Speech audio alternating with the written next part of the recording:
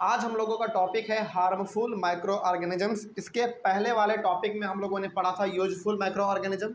Useful micro organism में basically हम लोगों ने अलग अलग चीज़ों के बारे में पढ़ा था कि किस प्रकार से हमारा माइक्रो ऑर्गेनिज्म हमारे लिए यूजफुल है। यानी कि हम लोगों ने पढ़ा था उसमें making of curd, making of bread, medicine, vaccine, है ना, ये सब चीज़ हम लोगों ने बेसिकली उसमें पढ़ा था। तो वो हमारा टॉपिक किसके अंदर था? यूजफुल माइक्रो ऑर्गेनिज्म टॉपिक के अंदर था। लेकिन आज हम लोग पढ़ेंगे हार्मफुल माइक्रो ऑर्गेनिज्म, यानी कि आज हम लोग वैसे माइक्रो ऑर्गेनिज्म के बारे में देखेंगे जो हमारे बॉडी के लिए हानिकारक है। ठीक है, चलिए देखा जाए। इसमें लिखा हुआ है microorganisms are harmful in many ways, यानी कि माइक्रो ऑर्गेनिजम्स हमारे लिए, चाहे वो ह्यूमन बींग हो, चाहे वो प्लांट हो, चाहे एनिमल हो, उसके लिए हार्मफुल है बहुत अलग अलग प्रकार से। कैसे है, कैसे कौन सा बीमारी हो रहा है, किस के थ्रू हो रहा है, ये सब चीज़ हम लोग आज के टॉपिक में ही डिस्कस करेंगे। देखिए लिखा हुआ है some of the microorganisms cause diseases in human beings, plants and animals. तो कुछ हमारे पास ऐसे भी माइक्रो ऑर्गेनिज्म हैं जो कि गंभीर बीमारी पैदा करते हैं, चाहे वो एनिमल हो, ह्यूमन बींग्स हो या फिर प्लांट हो, उनमें गंभीर बीमारी पैदा करते हैं। और कभी कभी तो वो बीमारी इतना ज़्यादा बड़ा बना देता है कि आदमी का जीना मुश्किल हो जाता है, आदमी मर भी जाता है।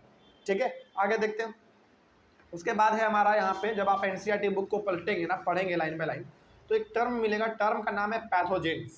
पैथोजेंस का मतलब क्या होता है? बड़ा सिंपल है, those microorganisms which cause diseases are called pathogens. मतलब कि जिस माइक्रो ऑर्गेनिज्म की वजह से आपको कोई बीमारी हो जाए, उस माइक्रो ऑर्गेनिज्म को हम लोग कहेंगे पैथोजेंस। सपोज कीजिए कि बैक्टीरिया की वजह से आपको सर्दी हो गया, बस एग्जाम्पल के तौर पर बता रहे हैं आपको। सपोज कीजिए कि बस एग्जाम्पल के तौर पे, सपोज करो कि बैक्टीरिया की वजह से आपको क्या हो गया, सर्दी हो गया। या फिर मान लो कि बैक्टीरिया आपके बॉडी के अंदर चला गया और आपको पेट दर्द होने लगा। तो वहाँ पे बीमारी किसने पैदा किया? बीमारी पैदा किया बैक्टीरिया ने। तो बैक्टीरिया हमारा वहाँ पे क्या कहलाएगा? पैथोजेन कहलाएगा। मतलब कि जिस माइक्रो ऑर्गेनिज्म की वजह से कोई बीमारी हो जाए, है ना, कोई समस्या हो जाए, उसी को हम लोग कहेंगे पैथोजेंस। कोई दिक्कत इसमें? चलिए आगे बढ़ते हैं फिर। अब यहाँ पे हमारा है आज का, हालांकि इसी में टॉपिक है छोटा सा हम लोगों ने यहाँ पे क्रिएट किया है, disease causing micro organisms in humans. यानी कि इस टॉपिक में हम लोग ये देखेंगे कि आखिर वो कौन कौन से माइक्रो ऑर्गेनिज्म हैं जिसके वजह से ह्यूमन बींग्स में बीमारी पैदा होता है, बीमारी पैदा होता है, उसी के बारे में हम लोग आज देखेंगे। देखिए लिखा हुआ है disease causing microorganisms enter our body through the air we breathe, the water we drink और द फूड वी ईट। यानी कि फिर सवाल यहाँ पे पैदा ये होता है कि बीमार आदमी पड़ता कैसे है ना?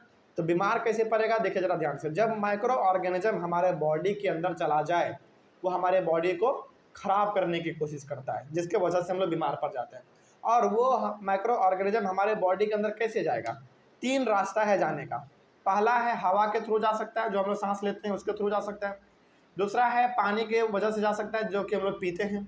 और तीसरा है भोजन के वजह से, जो हम लोग भोजन खाते हैं। यानी कि ये तीन ऐसे रास्ते हैं जिसके थ्रू हमारे बॉडी में माइक्रो ऑर्गेनिज्म एंटर कर सकता है और हम लोगों को बीमार कर सकता है। ठीक है, आगे देखो। The disease causing micro organisms can also get transmitted by direct contact with an infected person और कैरिड थ्रू एन इंसेक्ट और अदर एनिमल। और दूसरा यहाँ पे कारण बताया गया है, दूसरा यहाँ पे कारण ये है कि आप उस समय भी बीमार पड़ते हो जिस समय आप डायरेक्ट कांटेक्ट में आते हो। किसके कांटेक्ट में?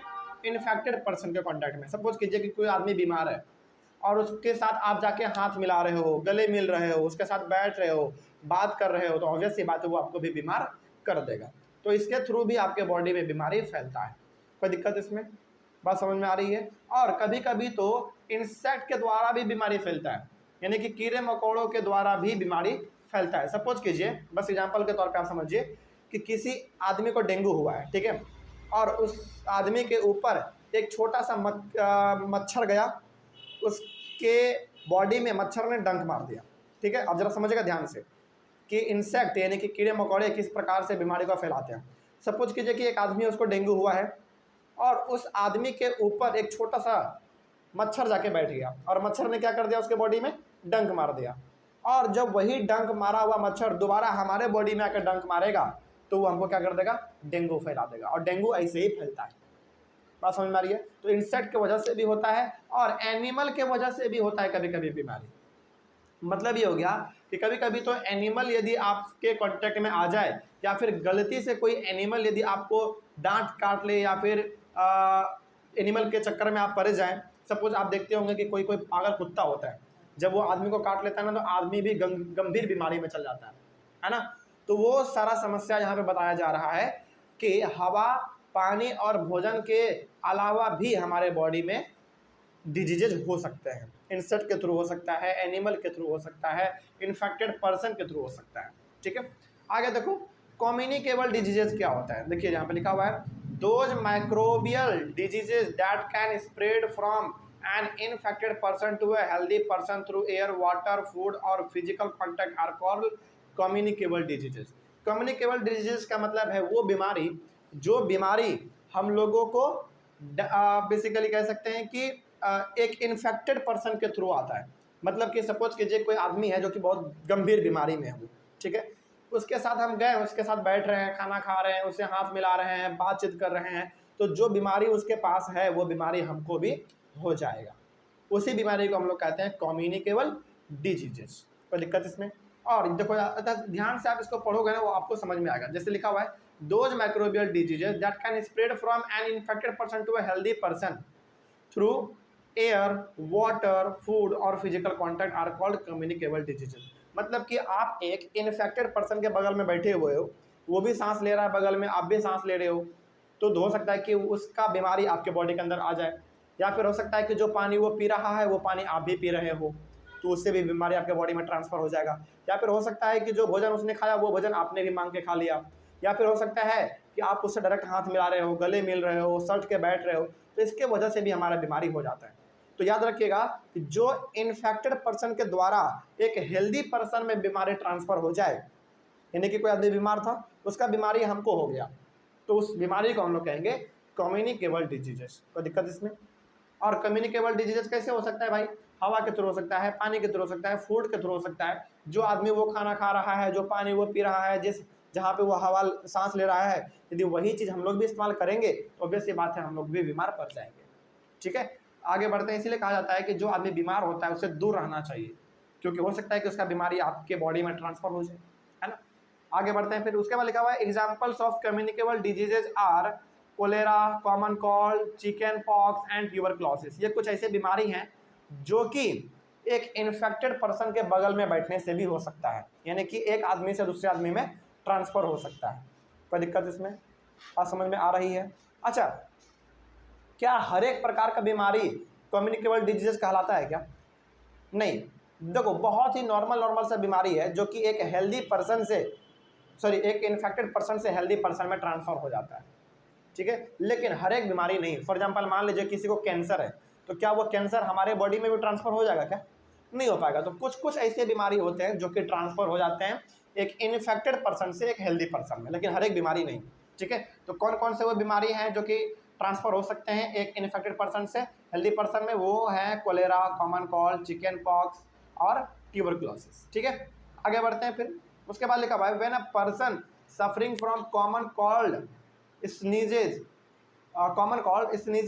fine droplets of moisture carrying thousands of viruses are spread in the air। तो यहाँ पे एग्जांपल दिया गया है कि मान लीजिए कोई आदमी जो है ना कॉमन कोल्ड से जूझ रहा है, मतलब कि सपोज कीजिए कि उसको तरीके से सर्दी हुआ है। बात समझ में आ रही है? सपोज कीजिए कि उसको एक तरीके से सर्दी हुआ है, और जब वो सर्दी वाला आदमी यानी कि जिसको सर्दी हुआ है वो जब छींकता है ना तो उसके माउथ से क्या निकलता है? वाटर ड्रॉपलेट निकलते हैं, यानी कि पानी के बहुत ही छोटे छोटे बूंदे निकलते हैं। निकलते हुए देखा आपने? यानी कि जब भी आप छींकेंगे और अपने हाथ को मुंह के आगे रख के छींकिए तो आपके हाथ में पानी आ जाता है ना, वो पानी वाटर ड्रॉपलेट है। और जब वो आदमी छींकेगा जिसको सर्दी हुआ है तो वो वाटर में क्या है? बेसिकली वायरस है। और वही सांस जब बगल वाला आदमी लेगा तो उसको भी वायरस चला जाएगा उसके बॉडी में। या इस तरीके से हमारा कम्युनिकेबल डिजीजेस फैलता रहता है। कोई दिक्कत इसमें? इसीलिए कहा जाता है ना यदि आपको छींकना है तो अपने माउथ के आगे रुमाल रख के छींको या फिर हाथ रख के छींको, है ना, इसीलिए बताया जाता है। ठीक है, आगे द वायरस में enter the body of a healthy person while breathing and he also get common called diseases. तो जो बगल में बैठा हुआ आदमी होगा, जो कि बहुत हेल्दी होगा, जो फिट होगा, वो भी जब सांस लेगा उसी इन्वायरमेंट में, उसी के बगल में बैठ के, तो ऑब्वियस सी बात है उसके बॉडी के अंदर भी वायरस चला जाएगा और वो भी बीमार हो जाएगा, है ना। आगे बढ़ते हैं। इसीलिए हम लोगों को जब भी छींकना चाहिए तो माउथ के आगे रुमाल लेकर छींकना चाहिए। आगे बढ़ते हैं। So we should always cover our mouth and nose with a handkerchief while sneezing, यानी कि जब भी हम लोगों को छींक आए तो हम लोगों को रुमाल का इस्तेमाल करना चाहिए, है ना, ताकि हम लोग भी सेफ रहे और दूसरे भी हमारे वजह से सेफ रह पाए।